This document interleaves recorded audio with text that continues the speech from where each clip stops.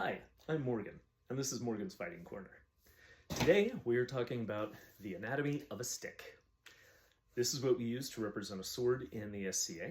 It's essentially what people would have trained with in the Middle Ages. Instead of expensive steel, they would have used wood. We don't use wood, we use a material called rattan. It's a solid core bamboo. That has about the same weight as wood, which means that at this length and width, it's got about the same weight and heft of real steel, your very, very best steel back then. You'll see immediately that it is covered. We have to tape our sticks, and that prevents splinters from flying into our eyes.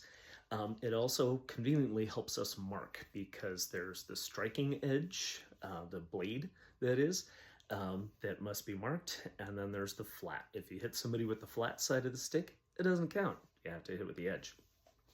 Up the top, we have a thrusting tip.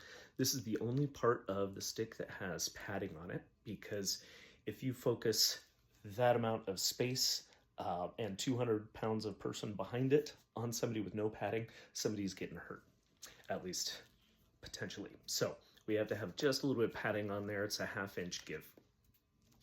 The whole stick itself must remain no less than 1.25 inches wide, because the slots on our grills have to be 1 inch maximum apart, so that keeps the stick from going through and actually hitting us. On the inside here, you'll see that I've shaped my handle. Everybody has different shapes of handles that they like. I'll take you through those at some point, how I shape it and the shape that I like. But you'll also see hanging back here, you've got a trigger.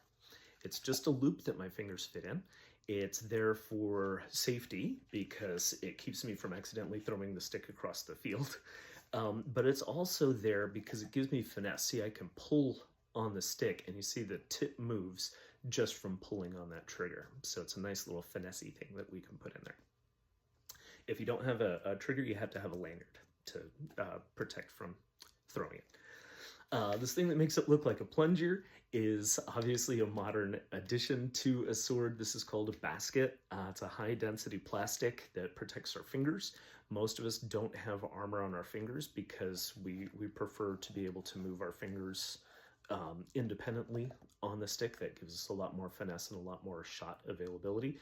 But we have to have our fingers completely covered so, they don't get smashed.